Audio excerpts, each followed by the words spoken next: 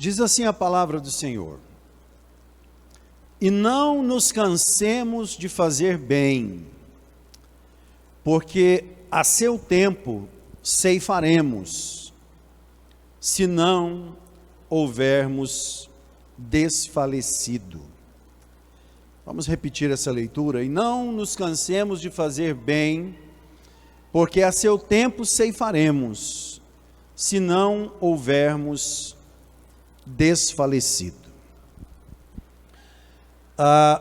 É muito importante a gente pensar nessa palavra, não apenas como fazer bem no sentido de fazer caridade, no sentido de, enfim, mas isso aqui engloba todas as áreas da nossa vida.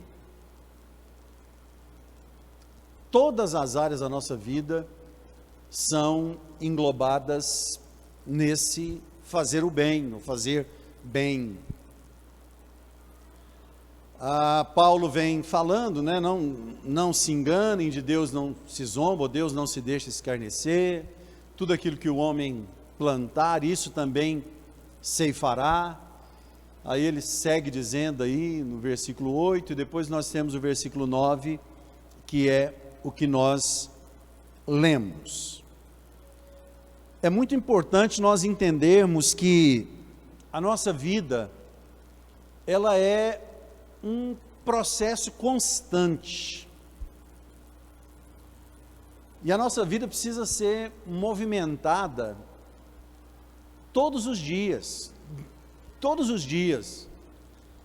Independente se você já é uma pessoa aposentada, se você ainda é um jovem que estuda, se você está no seu trabalho, né, no exercício da sua profissão, independente disso, isso não tem a ver com uma atividade profissional, enfim, nós precisamos agir diariamente. Para nós que somos crentes, ou cristãos, ou evangélicos, como queira chamar e dizer, nós precisamos movimentar também a nossa vida espiritual, precisamos ter uma vida espiritual ativa. É muito importante a gente pensar nisso, né? É muito importante a gente, de alguma forma, ter essa consciência. Eu sei que há muita controvérsia, não sei se controvérsia é a palavra, mas vou usar uma palavra diferente aqui, não é usar um termo diferente. Há muitas vertentes teológicas para a interpretação da palavra graça. Deus abençoe a diaconisa Rosélia. Vou até tomar um pouquinho aqui já.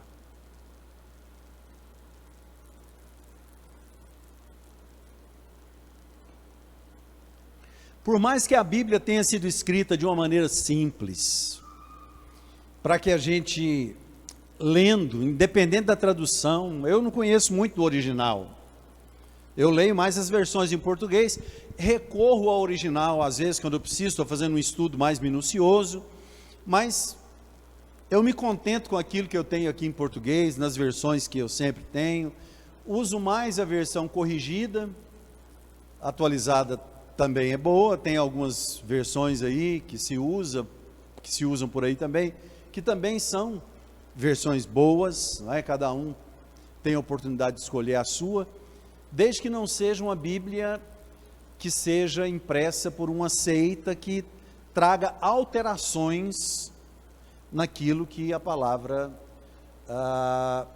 nos traz, não é? Então nós temos aí, por exemplo, algumas versões muito boas, a King James, né, que é uma das versões que eu também gosto de ler, gosto também de usar, mas o fato é que nós precisamos, de alguma forma, cuidar da manutenção da nossa vida espiritual. Nós precisamos observar a palavra de Deus. E eu estava dizendo que, embora a palavra de Deus seja escrita de uma forma simples, para alcançar todo mundo, né? Ninguém precisa ser um expert em interpretação de texto para entender, porque Deus amou o mundo de tal maneira que deu seu Filho unigênito, para que todo aquele que nele crê não pereça, mas tenha a vida eterna. Todo mundo consegue entender: vinde a mim, todos vós que estáis cansados e oprimidos ou sobrecarregados, e eu vos aliviarei. Todo mundo consegue entender: sem mim nada podeis fazer. Mas algumas palavras têm nesses dias tomado a interpretação de talvez tentar amenizar certas sentenças que se dá referentes ao pecado. Eu não vou entrar em detalhes aqui, mas outro dia eu vi até um camarada que no YouTube ele gosta de pegar alguns líderes que falam algumas coisas aí e enfim, não é? Ficar criticando e tal. Ele pegou uma palavra do André Valadão, o pastor André Valadão, respondendo a uma pergunta lá na internet que alguém fez para ele e tal. E o pastor André Valadão se posicionou de uma maneira bíblica e foi muito criticado por muita gente que entende que graça é um salvo-conduto, ou uma carta, um cheque em branco, um aval, para que a gente possa viver a vida da maneira que a gente quiser, que está tudo certo, não tem mais nenhum tipo de pecado que ofenda a Deus, porque Jesus pagou o preço pelos pecados na cruz, pelos que nós cometemos antes de nós nascermos, por todos que nós cometemos antes de aceitar Jesus, e por todos os pecados que nós vamos cometer no futuro. Então é isso que é a graça que o pessoal muitas vezes prega por aí. Tem um pouco disso, mas nesse caso o termo é um pouco mais complexo. Então a gente precisa buscar essa manutenção da nossa vida espiritual, principalmente nesses dias. A minha mensagem, a minha palavra nessa noite tem a ver, claro, com vida espiritual, mas tem a ver também com a nossa vida secular, com as nossas projeções para o ano de 2021.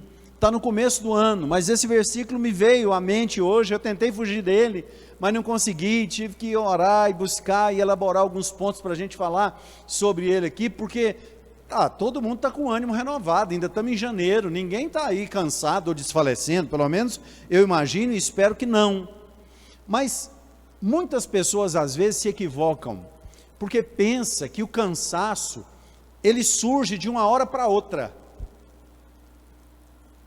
Pensa que a pessoa desfalece de uma hora para outra, a pessoa está forte, está saudável, está tudo bem, ela anoitece bem, está tranquilo, aí quando amanhece o dia, ele está mal, está desfalecido, está acabado, não é assim. Isso é um processo, que culmina, não é? Já viu aquele ditado que fala a gota d'água? Mas a gota d'água só faz o copo derramar se ele já estiver sendo enchido até a tampa. Não tem problema você pegar uma gota d'água e despejar num copo vazio, pega um conta-gotas e não vai acontecer nada. Mas se você enche o copo até a tampa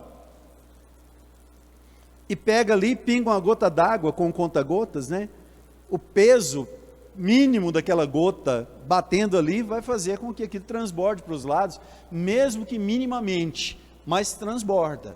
Então, o desfalecer, o se cansar, né, a fadiga, tudo isso não acontece de uma hora para outra, é algo que se vai construindo. E quando que é a hora de trabalhar? Tem uma frase aí, não é bíblica, é secular, eu não vou lembrar o autor agora, mas ele fala o seguinte: não cave poços quando você estiver com sede. O oposto também é verdadeiro. Cave poços quando você não tiver sede. É a manutenção. A gente precisa dar essa manutenção para a nossa vida. Então, nós precisamos entender que a vida é um processo constante. Qualquer que seja a sua rotina diária, você precisa perceber que você está vivo. Nós não podemos entrar naquela onda naquele pensamento que o dia amanhece, a gente faz o que tem que fazer, o dia anoitece, a gente dorme para começar tudo de novo. A Bíblia diz que as misericórdias do Senhor se renovam a cada manhã, e nós precisamos desfrutar do bem do Senhor, nós precisamos desfrutar da dádiva do Senhor. Ah, pastor, como fazer isso? Olha, elas são derramadas a cada dia. Cabe a nós buscar, cabe a nós desejar, cabe a nós querer. Tem um versículo, provavelmente é Provérbios ou Eclesiastes, eu não vou lembrar agora onde está, mas fala que a alma farta, ela pisa o favo de mel. O que está querendo dizer? Por exemplo, com respeito ao Evangelho, a pessoa liga o rádio, liga a televisão, liga não sei o que lá, sempre tem alguém falando na live, né? Acabou um pouco as lives lá no Facebook, mas ainda tem algumas, e a pessoa acaba que vai ouvindo tanta palavra, e recebendo tanta coisa no Facebook, que ele tem a falsa sensação de que está saciado. O contato com a palavra de Deus, ele vai muito além da visualização. Não adianta você chegar lá na sua despensa, abrir a sua despensa todo dia, olhar lá o saco de arroz, o litro de óleo, o feijão, né? Os biscoitos que você tem lá, tudo aquilo que você tem armazenado. Não adianta você abrir todo dia e dar uma olhadinha lá e fechar a porta e falar, estou saciado. Não, nós precisamos nos alimentar daquilo. E a palavra de Deus como alimento, ela precisa ser ingerida, precisa ser digerida, precisa ser, como a própria palavra diz, ruminada.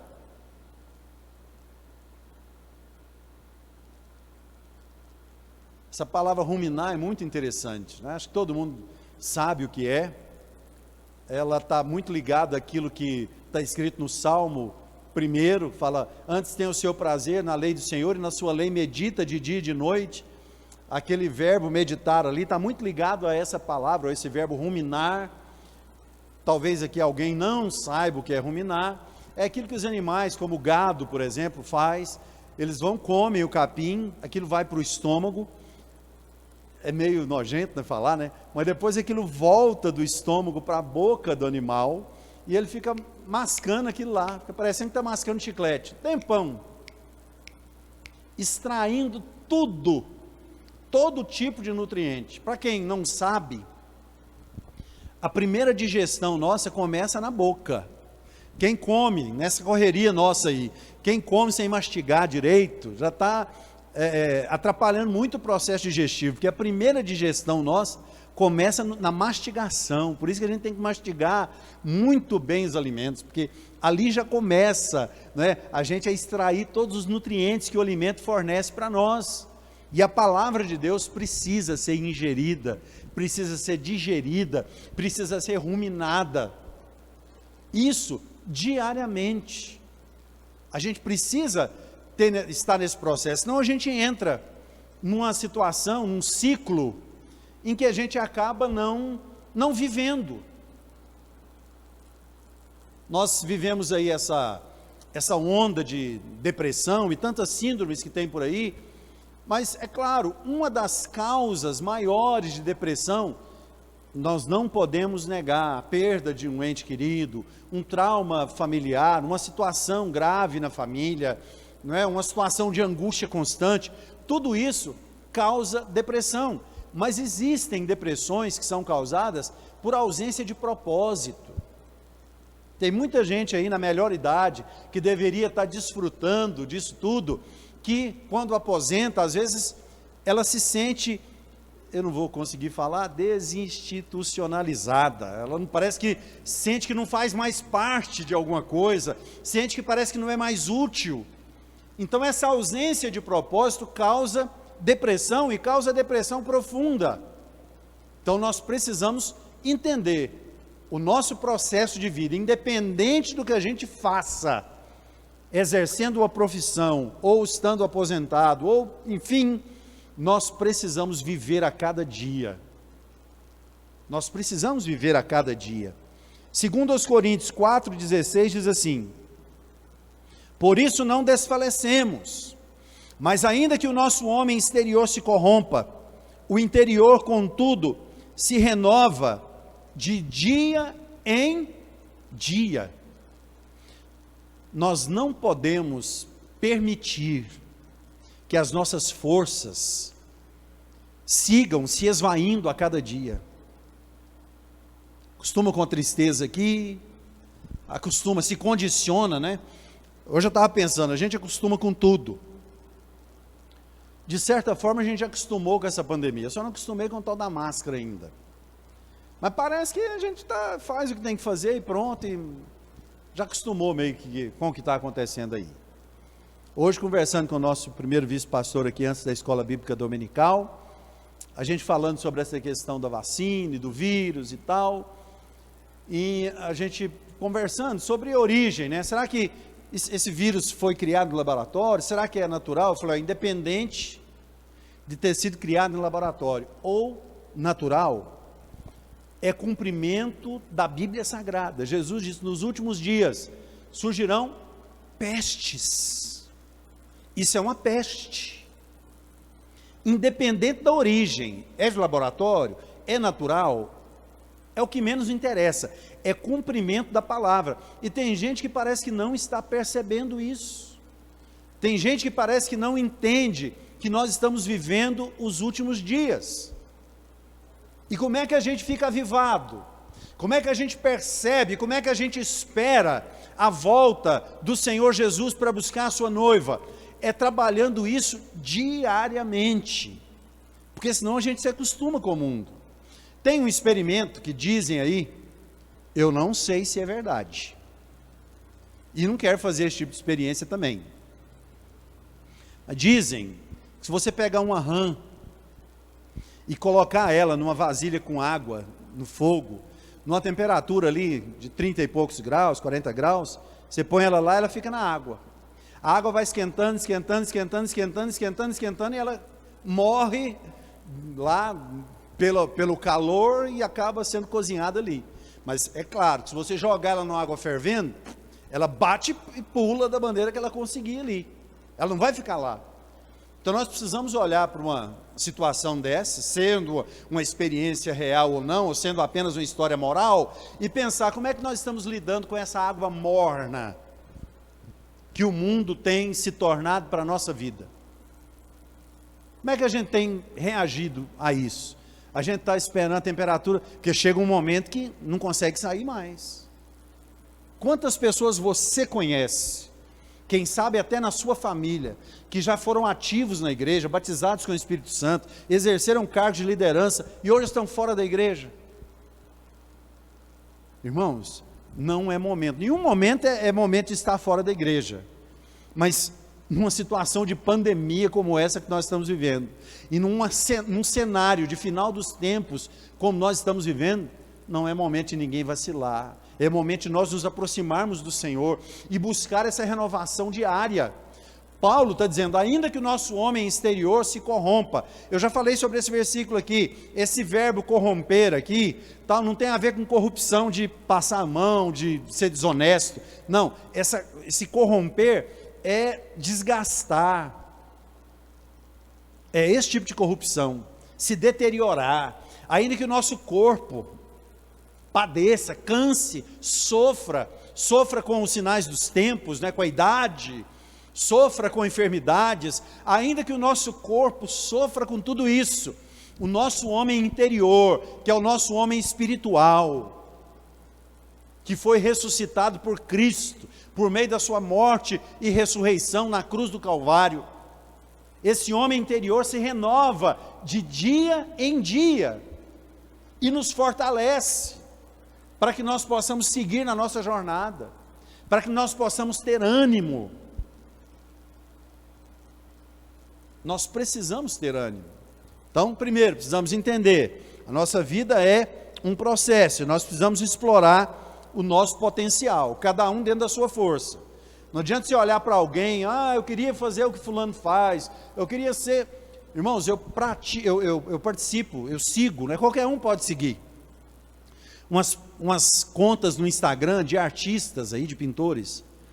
Irmãos, eu vejo cada pintura, cada tela, e eu fico pensando, meu Deus, quando é que eu vou chegar perto de um nível de uma pessoa como essa? Por enquanto eu tenho um nível, e eu estou dando o meu máximo para executar o nível que eu tenho, sem comparar com ninguém, só estou fazendo o meu melhor naquilo que é o meu potencial. É isso que a gente precisa fazer, é isso que você precisa fazer na sua vida, sem comparações. Hoje a gente tem essa coisa de mídia social, sempre houve essa coisa de novela, e a gente, né, fica olhando e comparando e não sei o que e tal, e muitas pessoas moldam a sua vida baseado naquilo que vê em redes sociais, e parece que sente que se não postar uma foto, não sei de que jeito, sente que ela é menor. Não, cada um é com seu cada um. Jesus falou assim que o menor será o maior no reino dos céus, desde que o nosso homem interior se renove de dia em dia. Então olhe para a sua vida, para você, dê graças a Deus e busque a renovação que só Deus pode te dar. Só Deus pode te dar. Em segundo lugar, nós precisamos entender que nós vivemos o resultado das nossas escolhas. É simples, mas é um fato. A gente vive o resultado das nossas escolhas. E eu arrumei um versículo diferente para comparar e falar sobre isso aqui, que é Apocalipse 3,18. Olha o que diz aqui: aconselho-te que de mim compres ouro provado no fogo, para que te enriqueças, e roupas brancas para que te vistas, e não apareça a vergonha da tua nudez, e que unjas os teus olhos com colírio, para que vejas. São escolhas. Nesse caso, o mundo nem tem acesso a essas escolhas. Sabe quais são os maiores pecados, ou quais foram os maiores pecados que a nação de Israel cometeu? Era tentar se parecer com o mundo, tentar se parecer com as nações que eles tinham ali por perto. Eu já devo ter falado, não sei se aqui, pastoreando essa igreja, mas pensa o dilema, pensa a situação que Israel vivia, quando Deus fala para ele assim, ó, não façais para vós ídolos, imagens de ouro, nada disso. Israel saiu do Egito muito rico mesmo. Eles tinham muito ouro, eles tinham muita coisa. Foram cerca de 2 milhões de pessoas que saíram do Egito. E a Bíblia diz que eles foram passando e o povo do Egito foi entregando as riquezas para eles. Isso foi meio que como uma restituição dos 400 anos que eles passaram como escravos naquela nação. Eles tinham muito ouro. E quando eles estavam andando ali, caminhando, as nações que tinham qualquer riqueza, eles faziam questão de construir ídolos bem grandes, se possível de ouro, alguma coisa assim, para mostrar que eles tinham poder financeiro, consecutivamente tinham poder bélico, tinham um exército grande. Mas Deus falou para Israel, não ostentem nada,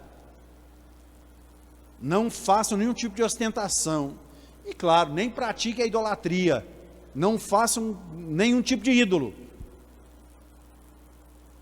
Então nós precisamos entender que a nação de Israel sofreu, porque às vezes um rei se levantava ali e ele erguia postes ídolos, baalaíns, tantas coisas ali para mostrar que tinha algum poder financeiro, alguma coisa, e claro, a nação de Israel ia à bancarrota, até que se levantava alguém que destruía aquela idolatria toda, e Deus operava e abençoava, e a nação de Israel então crescia.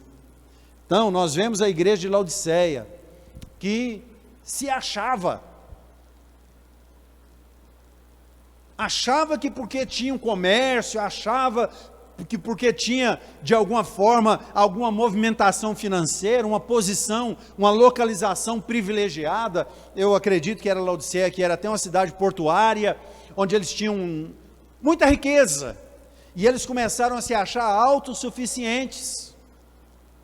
Então Deus disse para eles, aconselho-te que de mim compres ouro refinado no fogo. Por que Deus falou isso? Porque de alguma forma, se você se volta para Deus, é uma escolha que você está fazendo. Mais uma vez a gente volta para a questão da graça, que eu já disse que algumas pessoas pregam aí, enfim, estou nem discutindo isso, eu creio no que eu vou falar aqui agora, eu creio no livre-arbítrio. Algumas pessoas que pregam sobre a graça dizem que a pessoa não tem escolha.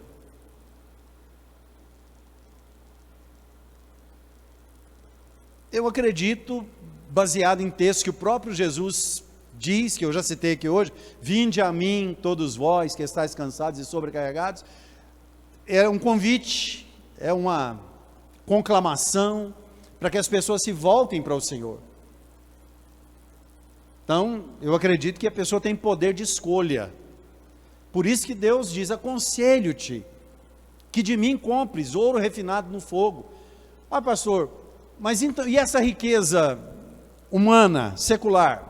Conquiste, trabalhe, lute, tenha, é muito bom, eu fico muito feliz com cada conquista que cada membro da igreja tem. Uma pessoa chega, pastor, unge essa chave aqui, comprei esse carro, irmãos, você não sabe a felicidade que eu fico, pastor, comprei uma casa, pastor, comprei um lote, pastor, fiz isso, irmão, você quer me alegrar, me dá uma notícia dessa, eu fico tão feliz, mas a nossa vida tem também um lado espiritual.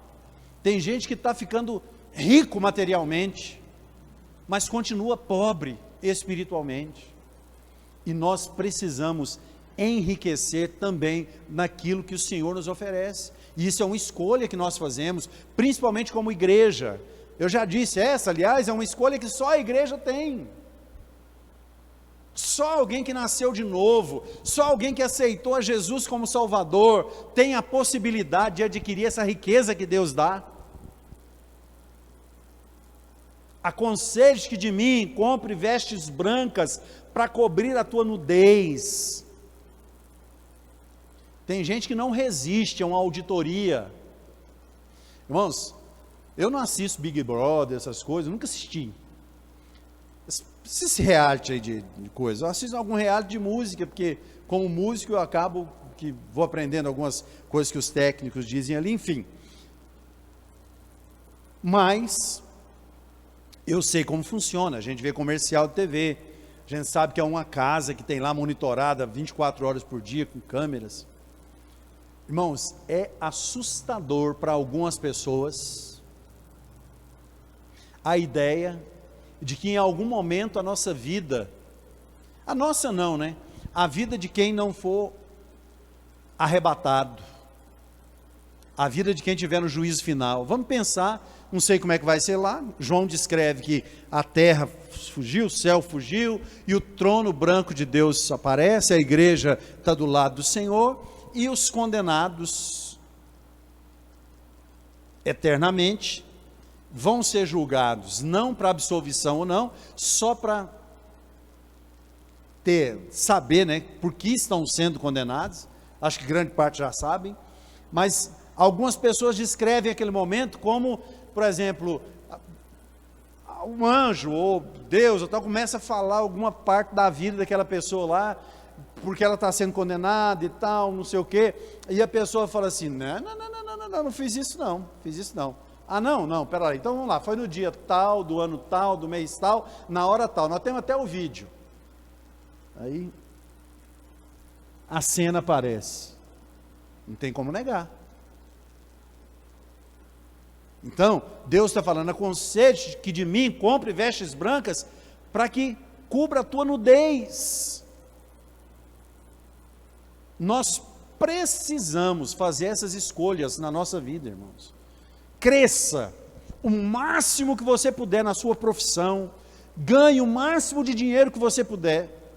Nós não temos aqui aquele negócio de teologia da prosperidade, nós cremos na bênção do Senhor. Nós cremos na bênção do Senhor, nós sempre falamos aqui, já falamos hoje inclusive, que é Deus que abençoa a nossa vida, que nos dá saúde, que nos dá força para trabalhar, enfim, adquira o máximo que você conseguir, de uma forma honesta, sem destruir as pessoas, mas que a sua vida espiritual cresça junto. E por fim, Eu te aconselho, Senhor falando, que de mim você compre colírio para que vejas. Irmãos, o mundo está cego, a igreja não pode estar. Eu vejo algumas discussões nas redes sociais por aí, entre pessoas se dizendo evangélicas, que até são mesmo, e outras pessoas que chegam até a se indisporem umas com as outras, por conta de política e de tanta coisa aí. Irmão, Deus tem um colírio para abrir a nossa visão, a gente não precisa disso. A gente não precisa disso. A gente precisa de Deus. A gente precisa de Deus. Por último,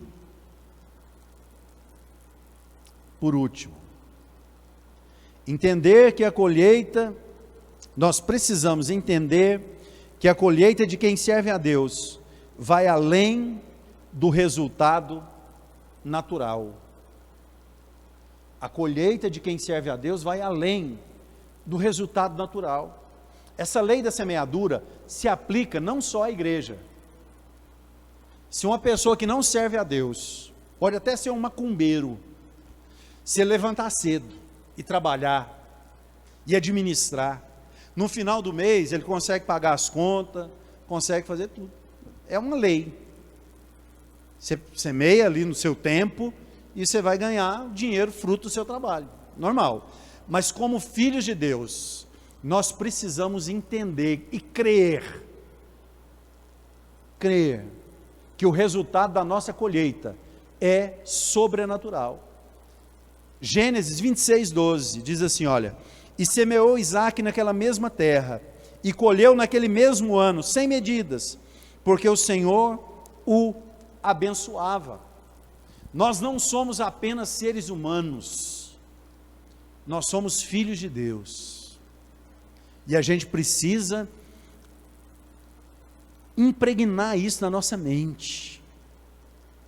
Essa questão da identidade, talvez seja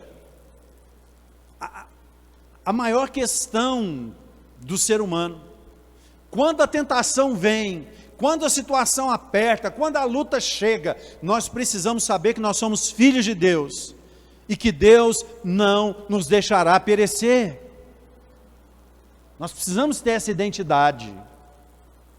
Isaque estava em uma situação em que ele iria incorrer no mesmo erro do pai dele. Ele já estava fazendo os planos.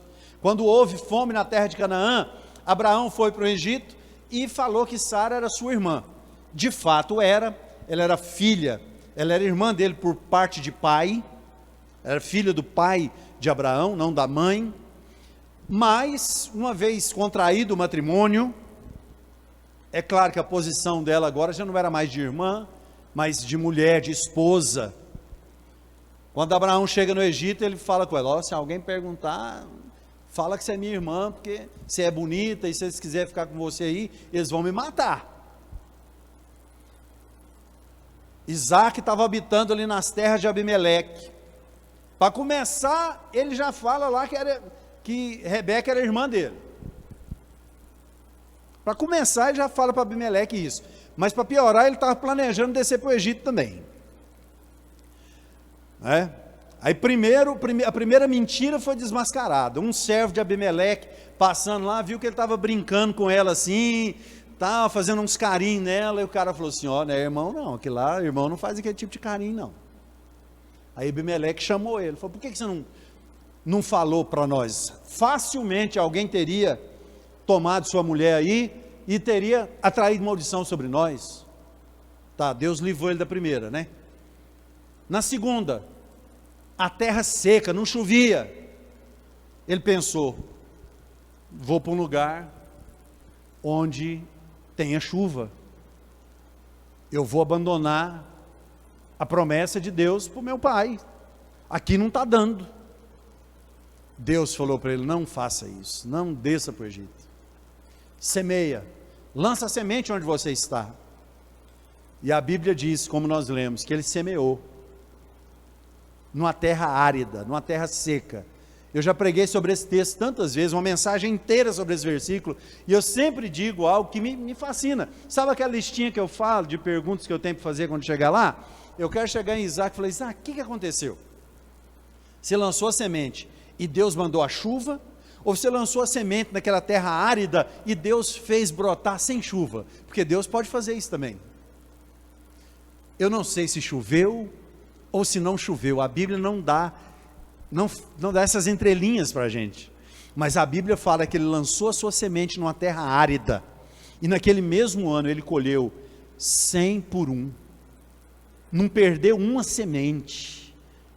Não é que ele plantou 40 alqueires e colheu 30, não, ele plantou 40 alqueires e colheu 40 alqueires, e a semente rendeu 100 por 1, por quê? Porque ele sabia semear, porque ele era bom para lidar com semente? Não, porque Deus o abençoou. O que nós precisamos fazer em 2021?